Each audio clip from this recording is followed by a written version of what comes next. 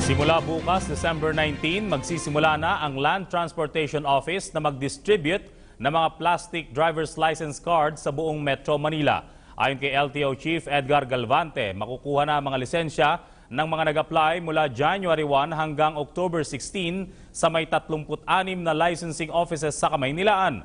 Matatandang nagsimulang magkaroon ng problema sa distribusyon ng mga plastic driver's license cards noong pang taong 2013 nang pigilan ng Commission on Audit ang pagbabayad sa card supplier na Amalgamated Motor Philippines Incorporated dahil sa kawalan ng kinaukulang kontrata. Dahil dito, umabot sa humigit kumulang 3 milyong drivers ang naapektuhan nito sa buong bansa. Samantala, para makuha ang driver's license, kinakailangan lamang na dalhin ang official receipt na in-issue sa kanila na mag-apply para dito.